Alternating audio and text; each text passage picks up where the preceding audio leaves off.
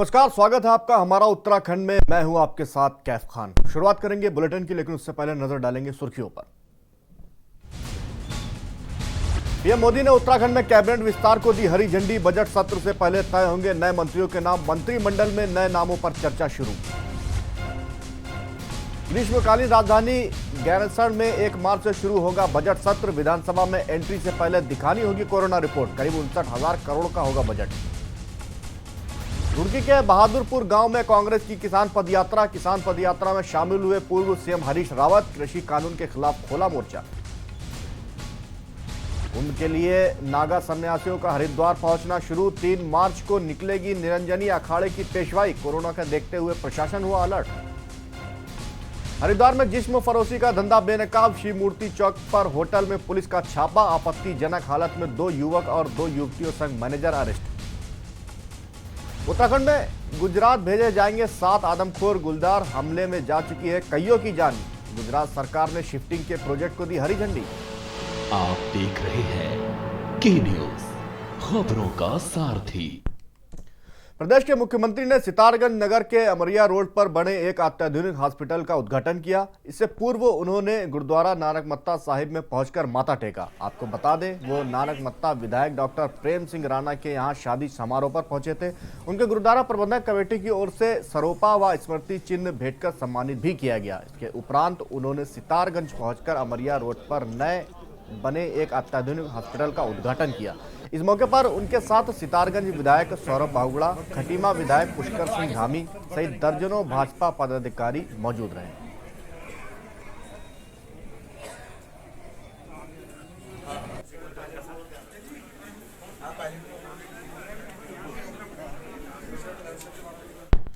देश के 5 राज्यों में कोरोना संक्रमित के आंकड़ों में बढ़ोतरी होते ही उत्तराखंड में सीएम त्रिवेंद्र सिंह रावत ने प्रशासन को अलर्ट मोड पर रहने के लिए निर्देश दिए हैं। जिसकी जानकारी देते हुए सीएम ने बताया, यहां पर भी आवश्यकता पड़ते ही वहां पर प्रत्येक व्यक्ति की RT-PCR की जांच की जाए।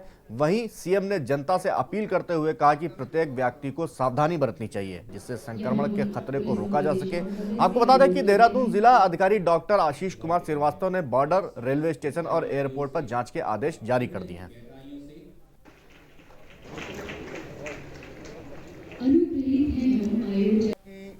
जो गति है, उनके जो केसेज हैं, बोलचाल में हम बोलते हैं, वो बढ़ने की जानकारी मिली तो हमने अपने राज्य में अलर्ट किया है।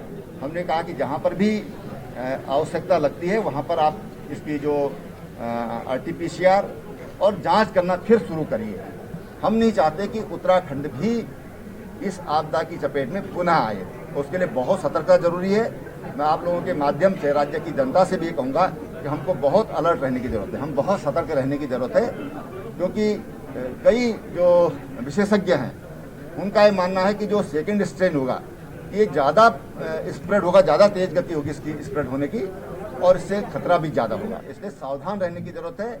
माननीय प्रधानमंत्री जी ने कहा कि दवाई भी और कड़ाई भी। तो हमको खबर देहरादून से है, जहां 3 दिवसीय दिल्ली दौरे के बाद उत्तराखंड लौटे मुख्यमंत्री त्रिवेंद्र सिंह रावत ने मीडिया से बातचीत की। इस दौरान उन्होंने कहा कि दिल्ली दौरे के दौरान पीएम मोदी के साथ ही कई केंद्रीय मंत्रियों से मैंने शिष्टाचार भेंट की है।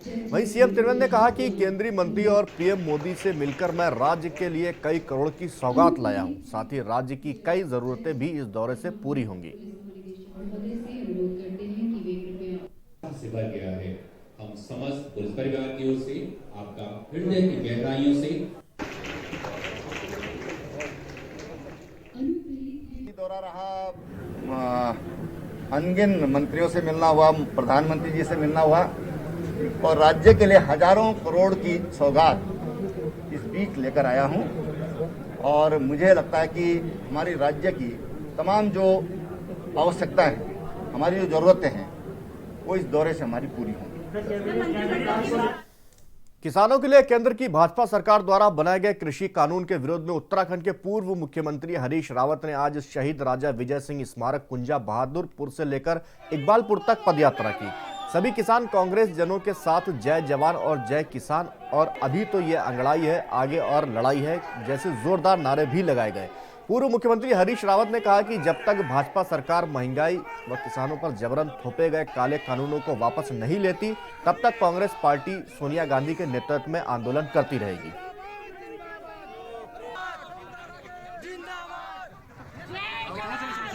है और प्रारंभ कर रहे हैं और इकबालपुर में जाकर के हम एक ज्ञापन सौंपेंगे सरकार को कि भाई आप किसानों की तीनों जो कानून उनके पर थोपे हैं, जिनको किसान काला कानून बता रहे हैं, उनको आप तत्काल वापस लीजिए और किसान का सम्मान करिए और खेती और किसानों की भलाई के लिए आप योजना बनाइए। रावत जी, इस क्षेत्र में इसी गांव में उपराष्ट्रपति भी आए थे और जो पूर्व मुख्यमंत्री रहे हैं नारायण दत्त तिवारी, उन्होंने भी इसको एक टूरिस्ट का वो दिया था कि टूरिस्ट के रूप में विकसित होगा, लेकिन आज तक नहीं स्मारक बनाने के लिए सब पैसा इत्यादि सब मेरे समय में मिला, मैंने दिया इस बार इसको, और बल्कि कॉलेज के लिए कमरे भी उनके नाम पर बनाए गए हैं, ममता ये हैं यहीं पर, तो ये दिए गए और उपराष्ट्रपति जी आए, स्वागत है। ये शहीद स्थल है, यहाँ सब आएंगे अपना माथा टेकने के लिए, हम उनका स्वागत करते हैं। प्रदेश कांग्रेस अध्यक्ष प्रीतम सिंह ने छावनी चिल्ड्रन एकेडमी में आयोजित भारोत्तोलन प्रतियोगिता का शुभारंभ करने के बाद पत्रकारों से वार्ता के दौरान आम आदमी पार्टी पर भी तंज कसते हुए उसे पानी का बुलबुला करार दिया। प्रीतम सिंह ने कहा कि कोरोना पर सीख देने वाले प्रधानमंत्री मोदी अपनी चुनावी सभाओं में सभी गाइडलाइंस का मजाक उड़ाते हैं। वहीं प्रदेश सरकार की जीरो टॉलरेंस की नीति पर प्रीतम सिंह ने कहा कि खुद उनके केंद्र में मंत्री डॉक्टर रमेश पोखरियाल निशंक कुंभ में घोटाले के आरोप लगा रहे हैं। प्रीतम सिंह ने कहा कि वो Uttarakhand state weight lifting championship में अपने खिलाड़ियों की हौसला अफजाई के लिए आए हैं।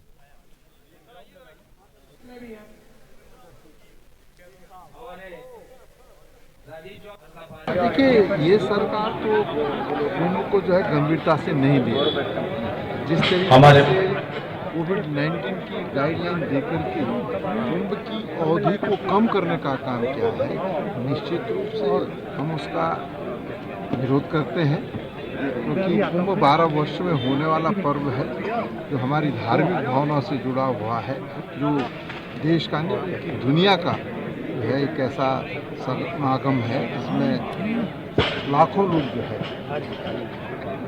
सम्मिलित होने का काम है।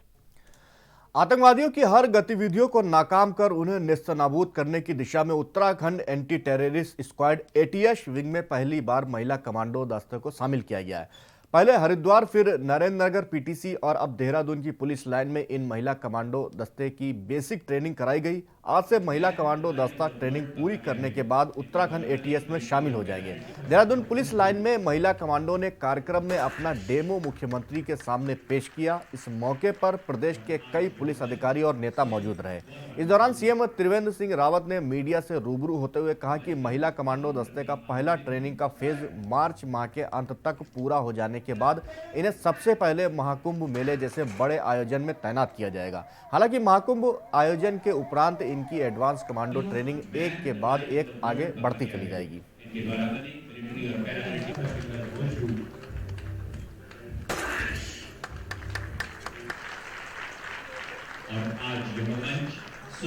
कर्ज था जो मेरी माता जी का, मेरी बहन का, मेरी श्रीमती जी का, और चुकाने का मुझे लगता है कि इससे बेहतर कुछ नहीं होता। हम एक महिला के ही उपासक हैं जिसे हम भारत माता कहते हैं, तो मेरा ये तरीका है सिर्फ उनको जो सर्व करने का। जो आपने कहा फ्यूचर, जैसा माननीय मुख्यमंत्री जी ने कहा कि हमें लगता है कि इस चीज़ को हम और बड़े लेवल पर ले जाया जा सकता है। ये 22 जो कमांडोज की ट्रेनिंग हुई है, ये 12 दिनों की ट्रेनिंग थी, और जिस पद्धति में इनकी ट्रेनिंग हुई है उसे कहते हैं मिट्टी सिस्टम। मुझे इस बात का गर्व है कि मैं कुछ ऐसा बना पाया अपने वतन के लिए। उत्तराखंड वैसे तो लॉ एंड ऑर्डर की दृष्टि से एक शांति प्रिय राज्य है, लेकिन जब हम महिला कमांडो की बात करते हैं या महिलाओं के सशक्तिकरण की बात करते हैं, तो इसका मतलब ये होता है कि केवल और केवल लॉ एंड ऑर्डर की सिचुएशन जब खराब होती है ऐसे में ही वो काम नहीं करेंगी, बल्कि उससे उनका जो मानसिकता है उसमें भी परिवर्तन आता है। और इससे जो यहाँ पर सैकड़ों जो बच्चियाँ यहाँ पर आज इस कार्यक्रम को देख रही थी, उनके मन में भी एक जोश और उत्साह होता है कि हाँ, हम किसी से कम नहीं हैं, हम भी कर सकते हैं। जिस तरह के हैरतअंगेज करतब यहाँ पर हमारी कमांडोज ने दिखाए हैं वो अपने आप में बेमिसाल है। उनकी जितनी प्रशंसा की जाए कम है। मैं सिपू जी जिन्होंने इन बच्चों को प्रशिक्षित किया है, उनकी टीम ने इनको प्रशिक्षित किया है, और पूर्वाभ्यास ATS ने इनको हरिद्वार में कराया है। इन सबको मैं बहुत बधाई देता हूँ, बहुत शुभकामनाएं। रुकेंगे एक ब्रेक के लिए, जल्द हाजिर होते हैं।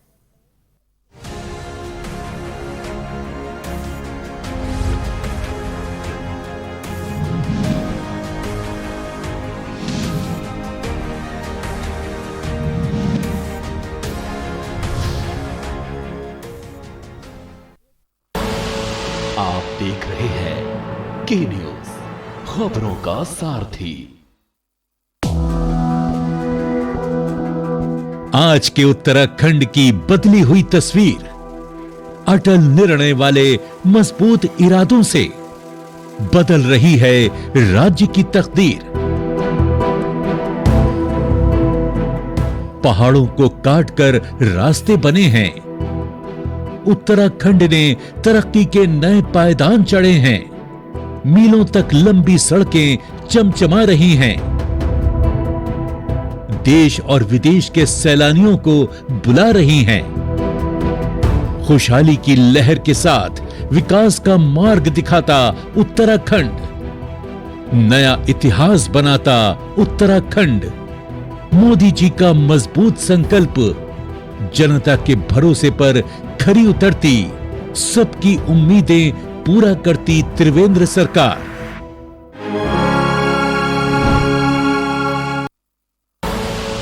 आप देख रहे हैं के न्यूज, खबरों का सारथी।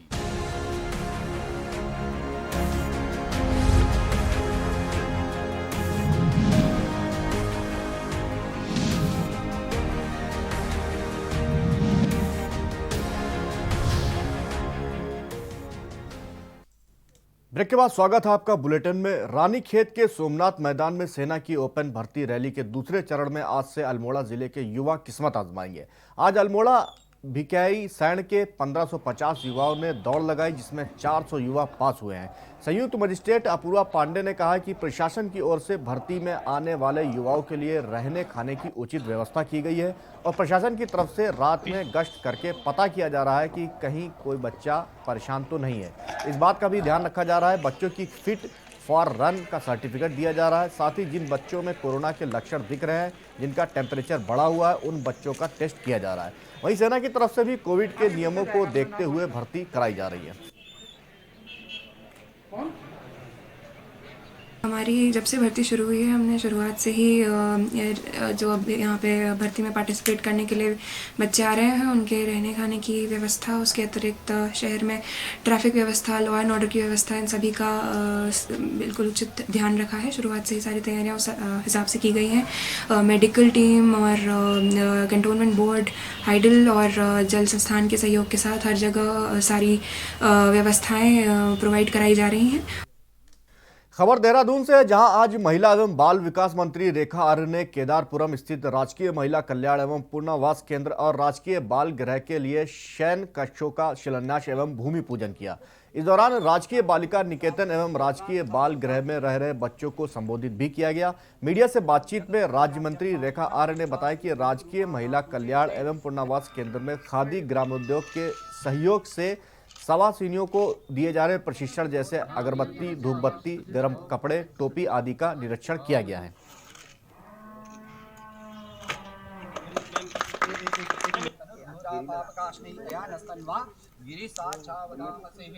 नारी निकेतन में और हमारे शिशु सदन में, हमारी नारी निकेतन में जो हमारी मानसिक रूप से विकसित महिलाएं थी, उनके लिए जो है आज 40 शयन कक्षों का जो है वो शिलान्यास किया गया, जो कि 1,43,00,000 की धनराशि से बनने जा रहा है। इसके साथ साथ में हमारे जो ऐसे बच्चे शिशु सदन में जिनकी संख्या लगातार बढ़ रही थी, उनके लिए भी 20 शयन कक्षों का आज हमने शिलान्यास किया है। और इसके साथ साथ में नारी निकेतन में हमने महिलाओं के लिए एक हाईटेक लॉन्ड्री का भी हम लोग आज लोकार्पण करने जा रहे हैं। उत्तराखंड हाईकोर्ट में राज्य द्वारा सरकार ने खनिज नीति में संशोधन पर जवाब दाखिल कर रखा है। राज्य की नदियों में सिल्ट जमा होने से नदी किनारे खेती कर रहे किसानों को होने बाढ़ के दौरान होने वाले नुकसान को देखते हुए नदियों के तटों में चुगान के पट्टे जारी किए हैं, जिस पर याचिकाकर्ता के अधिवक्ता ने आपत्ति दर्ज कराने के लिए कोर्ट से 2 सप्ताह का समय मांगा है, जिसे कोर्ट ने स्वीकार करते हुए मामले की सुनवाई के लिए 17 मार्च तय की है। मामले के अनुसार राज्य सरकार ने खनिज नीति में संशोधन करते हुए 2020 में नोटिफिकेशन जारी कर नदी तट से लगी निजी भूमि पर खनन की अनुमति मांगी थी, जिसमें याचिकाकर्ता ने चुनौती देते हुए जनहित याचिका दायर की है।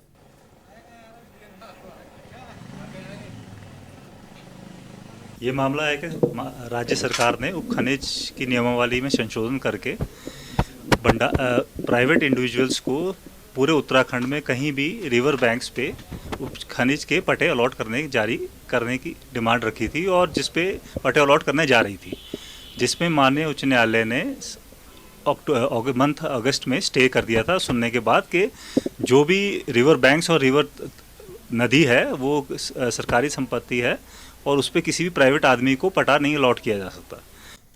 रुकेंगे एक ब्रेक के लिए, फौरन हाजिर होते हैं।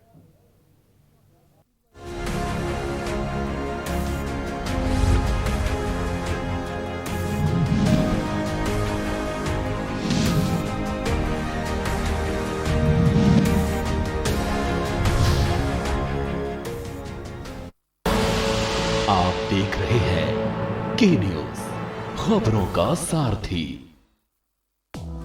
आस्था, आध्यात्म और धर्म की 3 नगरी द्रोण, योग और कुंभ नगरी को जोड़ने वाला नेपाली फार्म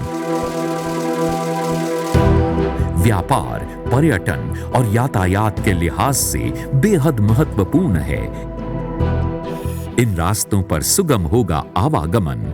उत्तराखंड के सर्वांगीण विकास का प्रधानमंत्री श्री नरेंद्र मोदी का सपना और त्रिवेंद्र सरकार की कर्मठता ने बीड़ा उठाया है आपकी हर सुविधा का।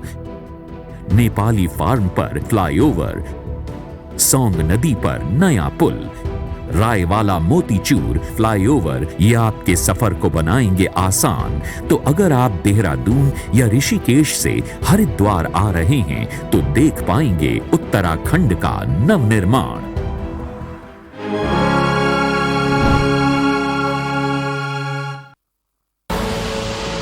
देख रहे हैं के न्यूज, खबरों का सारथी।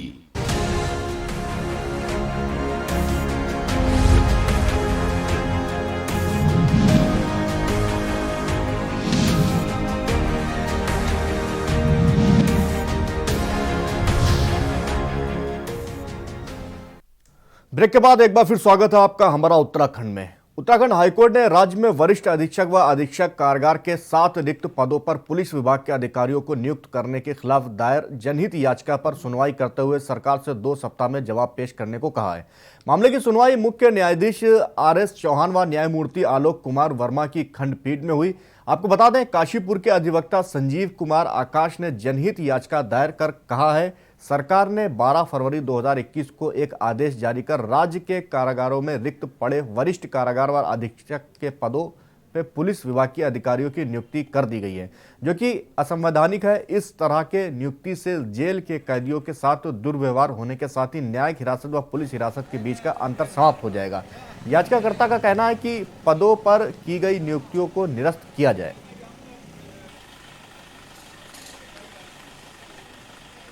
काशीपुर के अधिवक्ता हैं संजीव कुमार आकाश, उनके द्वारा ये PIL दाखिल करी गई है। उसमें उनके द्वारा ये मुद्दा उठाया गया है कि 12 फरवरी 2021 को शासन द्वारा एक ऑर्डर जारी करके एक करा गया है कि उनके द्वारा जो जेल के वरिष्ठ अधीक्षक और अधीक्षक के जो पद थे रिक्त, उन पे जो पुलिस अधिकारियों की नियुक्ति कर दी गई है।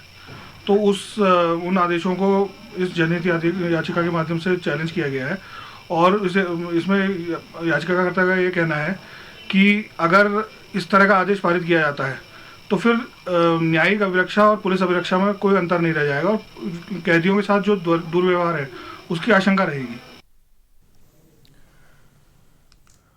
खबर देहरादून से है, जहां कुछ समय पहले थाना कोतवाली नगर में एक रिपोर्ट दर्ज थी जिसमें अज्ञात चोरों द्वारा घंटाघर इलाके के निकट चक्राता रोड स्थित सैमसंग शोरूम का शटर उठाकर कई मोबाइल फोन चोरी कर लिए गए थे, जिस पर पुलिस ने मुकदमा दर्ज कर छानबीन शुरू कर दी थी। इसी क्रम में पुलिस ने चोरी करने वाले गिरोह के सदस्यों को गिरफ्तार कर लिया है। वहीं आरोपियों के कब्जे से 1,05,000 रुपए नकद एवं चोरी के मोबाइल की लिस्ट भी बरामद हुई है।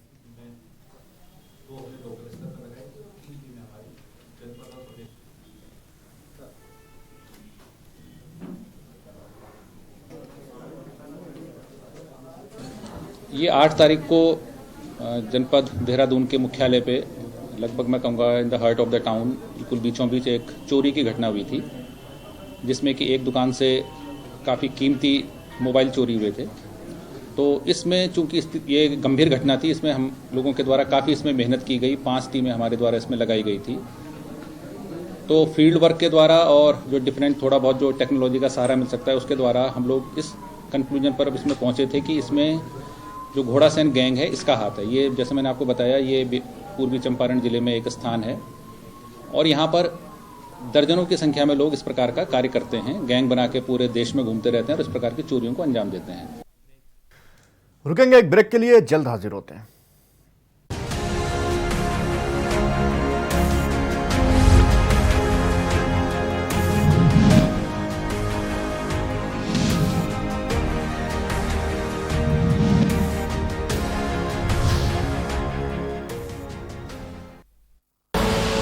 आप देख रहे हैं के न्यूज, खबरों का सारथी।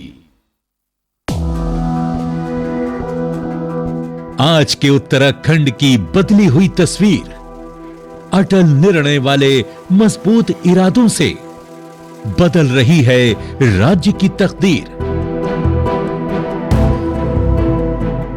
पहाड़ों को काटकर रास्ते बने हैं, उत्तराखंड ने तरक्की के नए पायदान चढ़े हैं, मीलों तक लंबी सड़कें चमचमा रही हैं,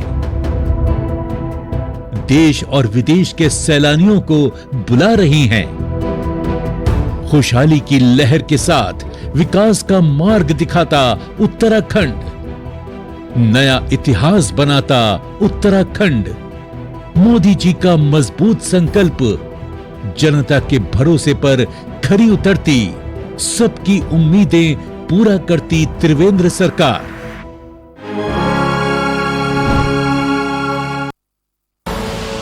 आप देख रहे हैं के न्यूज, खबरों का सारथी।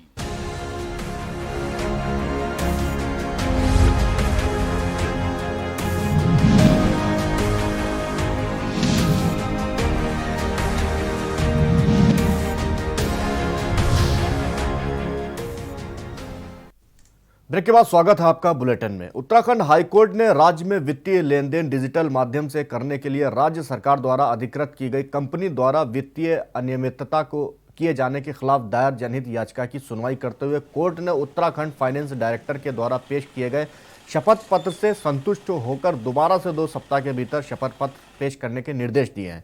वहीं मामले की अगली सुनवाई 17 मार्च की तारीख तय की गई है।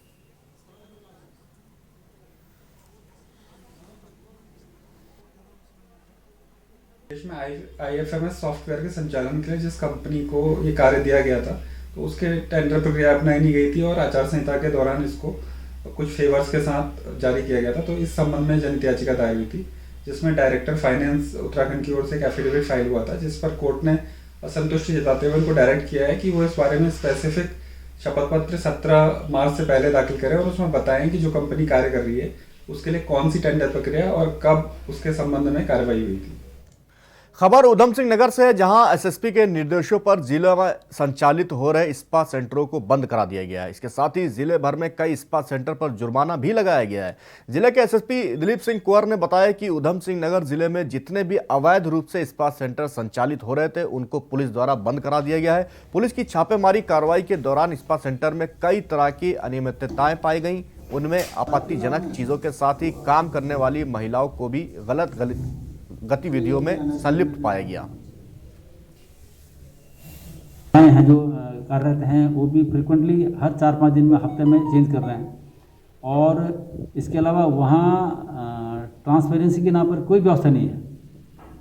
जब हमने इसकी जांच कराई, जब हमने रेट डाला वहाँ, तो हमने ये आदेश कर दिया है। दूसरी बात, क्योंकि ये एक सेवा प्रदान कर रहे हैं, न तो इनका GST विभाग में इनका कोई रजिस्ट्रेशन है, किसी कॉम्पिटेंट अथॉरिटी के माध्यम से इनको कोई मतलब अनुमति नहीं है। और मूल रूप से देखा गया, शिकायतें आ रही थी कि ये एक तरह से अनैतिक कार्यों का अड्डा के रूप में काम कर रहे थे लोग।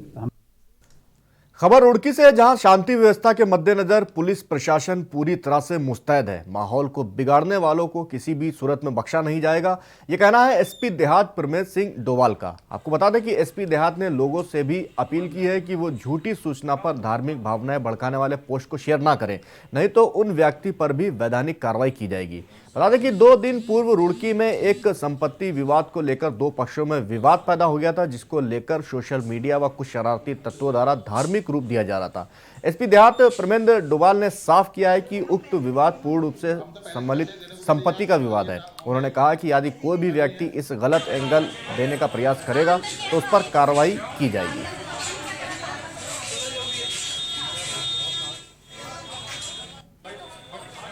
2 दिन पूर्व गंगनहर थाना क्षेत्र में ये विवाद हुआ था शेखपुरी में। ये पूर्णतः एक संपत्ति का विवाद था, जिसमें दोनों पक्ष ने, एक ने पैसा लिया है और जो दूसरा पक्ष है उसने इसका जो लोन लिया था उसका पैसा, उसकी अदायगी उसके द्वारा की जा रही थी। दोनों पक्षों में जो भी विवाद था ये आपसी एक संपत्ति को लेकर था। कोई धार्मिक, इसमें कोई किसी तरीके का कोई एंगल नहीं था, पर कुछ लोगों द्वारा, कुछ शरारती लोगों द्वारा इसको एक एंगल दिया गया, देने की कोशिश की जा रही है। इसका हम लोग खंडन करते हैं और अगर कोई भी सोशल मीडिया में इस तरीके की कोई भी बयानबाजी या कोई भी इस तरीके का होगा उसको हम लोग संज्ञान में ले रहे हैं। फिलहाल इस बुलेटिन में इतना ही। खबरों का सिलसिला आगे भी जारी है, देखते रहिए के न्यूज़ इंडिया।